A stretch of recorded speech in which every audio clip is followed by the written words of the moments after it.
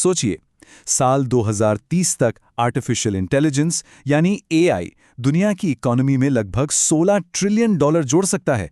ये रकम आज के चीन और भारत की कुल जीडीपी से भी कहीं ज्यादा है। तो जाहिर है, एआई सिर्फ कोई नया टूल नहीं है, यह हमारी पीढ़ी का वो मोड़ है जो बिजनेस को बनाने, चलाने और उसकी वैल्यू तय करने के पूरे तरीके को ही बदल रहा है। अब जरा इस दमदार बयान पर गौर कीजिए। एलेक्स पार्टनर्स की एक रिपोर्ट से लिया गया है ये, और ये बताता है कि एआई का असर कितना गहरा होने वाला है। मजे की बात देखिए, जो सॉफ्टवेयर इंडस्ट्री दशकों से दूसरी इंडस्ट्रीज को डिजिटल बनाती आ रही थी, आज वो खुद अपनी ही टेक्नोलॉजी की वजह से एक बहुत बड़े बदलाव के मुहाने पर खड़ी है। और एक बात समझना बहुत जरूरी है, ये कोई छोटा मोटा बदलाव नहीं है। ये कंपनियों के काम करने, चीजें बेचने और एक दूसरे से मुकाबला करने के पूरे अर्थशास्त्र में एक बुनियादी बदलाव है। जैसे सोचिए कि ई कॉमर्स कंपनियां एआई का इस्तेमाल करके हमें कैसे एकदम सटीक सुझाव देती हैं और हम वो चीजें खरीद लेते हैं जिनके बारे में हमने सोचा भी नहीं होता। तो ये सिर्फ एक फीचर नहीं है, ये बिजनेस करने का एक बिल्कुल नया तरीका है।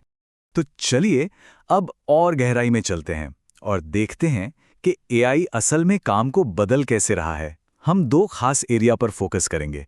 पहला, सॉफ्टवेयर बनाने का तरीका, और दूसरा, रोजमर्रा के बिजनेस को चलाने का तरीका।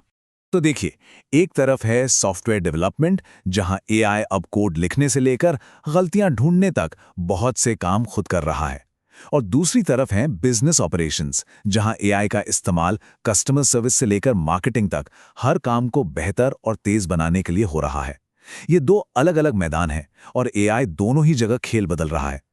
अब ये स्लाइड सॉफ्टवेयर बनाने के तरीके में आए इस बुनियादी बदलाव को बहुत अच्छे से दिखाती है। देखिए, पहले क्या होता था, अलग अलग टीमें होती थीं, एक डिज़ाइन के लिए, एक कोडिंग के लिए और एक टेस्टिंग के लिए। ये एक धीमी असेंबली लाइन जैसा था। पर अब हम ऐसी टीमों की तरफ बढ़ रहे हैं जहां सब कुछ एक साथ होता है, बिल्कुल एक फॉर्मूला 1 रेस के पिट क्रू की तरह, जहां हर कोई एक साथ तेजी से काम करता है। और ये नया तरीका एक नए तरह के कर्मचारी की वजह से मुमकिन हुआ है, जिसे हम सुपर एम्प्लॉय कह सकते हैं। ये वो इंजीनियर है जो एआई टूल्स की मदद से सिर्फ कोड नहीं लिखता, बल्कि डिजाइन से लेकर टेस्टिंग और डिप्लॉयमेंट तक कई लोगों का काम अकेले ही कर सकता है। भारत की टीसीएस और विप्रो जैसी कंपनियों के लिए ये एक बहुत बड़ा चैलेंज भी है और मौका भी। अब वो सिर्फ कर्मचारियों की संख्या के दम पर मुकाबला नहीं कर सकती। अब उन्हें छोटी लेकिन ज्यादा कुशल और टेक्नोलॉजी से लेस टीमों के साथ मुकाबला करना होगा। अब बिजनेस की दूसरी तरफ देखें तो एआई यहां भी कमाल कर रहा है। जैसे कई कंपनियां अब कस्टमर सर्विस के लिए एआई चैटबॉट्स का इस्तेमाल कर रही हैं और इनसे 70% तक समस्याएं बिना किसी इंसान की मदद के सुलझाई जा रही हैं। सोचिए, ये कितना बड़ा बदलाव है। तो इन सभी फायदों को देखकर तो यही लगता है कि सब कुछ सस्ता और बेहतर हो रहा होगा, है ना? लेकिन रुकिए, कहानी इतनी सीधी नहीं है। असलियत थोड़ी ज्यादा पेचीदा है। और यहीं से सॉफ्टवेयर डेवलपमेंट में एक बड़ा विरोधाभास सामने आता है, जिसे कुछ लोग एआई प्रोडक्टिविटी पैराडॉक्स कह रहे हैं। मतलब एआई की वजह से डेवलपर्स पहले से कहीं ज़्यादा तेज हो गए हैं, लेकिन कंपनियों के रिसर्च और डेवलपमेंट यानी आर&डी की लागत कम ही नहीं हो रही। आखिर ऐसा क्यों हो रहा है?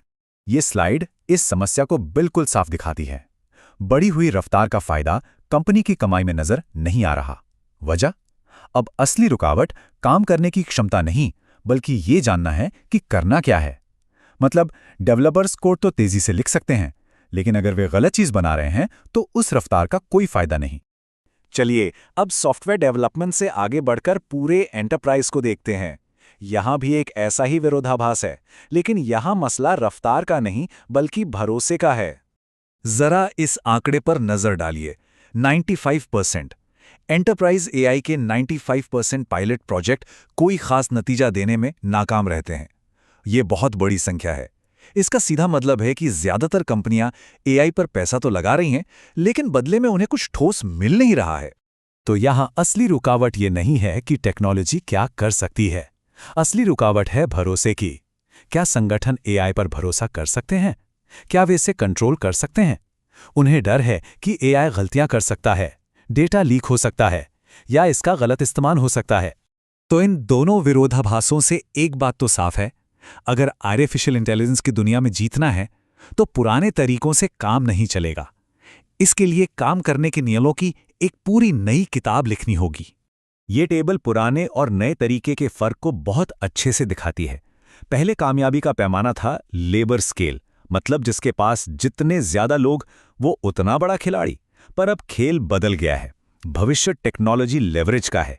मतलब अब ये मायने नहीं रखता कि आपके पास कितने लोग हैं, बल्कि ये कि वो टेक्नोलॉजी का कितना बेहतर इस्तेमाल करते हैं।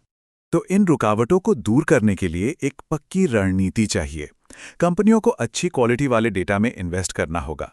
उन्हें ये साबित करना होगा कि एआई से सिर्फ काम की रफ्तार ही नहीं, बल्कि कमाई भी बढ़ रही है।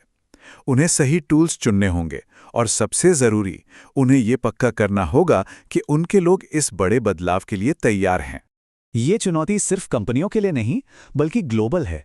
दुनिया भर के देश एआई के लिए नियम कानून बनाने में जुटे हैं। जैसे भारत में सरकार ने इंडिया एआई मिशन शुरू किया है। इसका मकसद एआई के लिए ज़रूरी इंफ्रास्ट्रक्चर और क्षमता तैयार करना है, ताकि इसका सही और जिम्मेदाराना तरीके से इस्तेमाल हो सके। लेकिन जहां नई ताकत आती है, वहां नए खतरे भी आते हैं।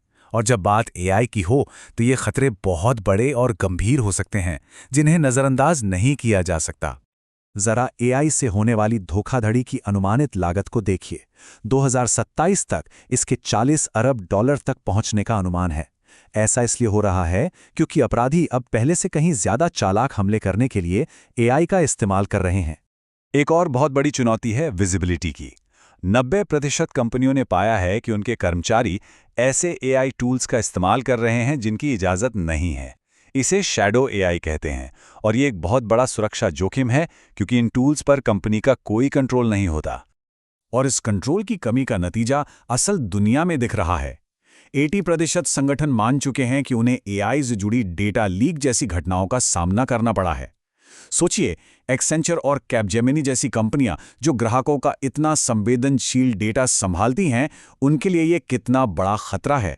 तो कुल मिलाकर सबसे बड़ी सीख ये है, एआई को सफलतापूर्वक लागू करना सिर्फ एक टेक्नोलॉजी की समस्या नहीं है, ये एक संगठनात्मक डिज़ाइन की चुनौती है। ये सिर्फ सही टूल खरीदने के बारे में नहीं है, बल्कि काम करने का एक पूरा नया तरीका बनाने के बारे में है। और यह हमें आखिर में एक बहुत बड़े सवाल पर लाकर छोड़ता है। सुपर एम्प्लॉय और इंटेलिजेंट मशीनों के इस नए दौर में एक एंटरप्राइज या कंपनी की असली भूमिका क्या होगी? क्या ये अब भी सिर्फ लोगों को मैनेज करने की जगह है, या ये कुछ और बनने जा रही है? ये एक ऐसा सवाल है जिसका जवाब हम सभी को आने वाले सालों में मिलकर खोजना होगा।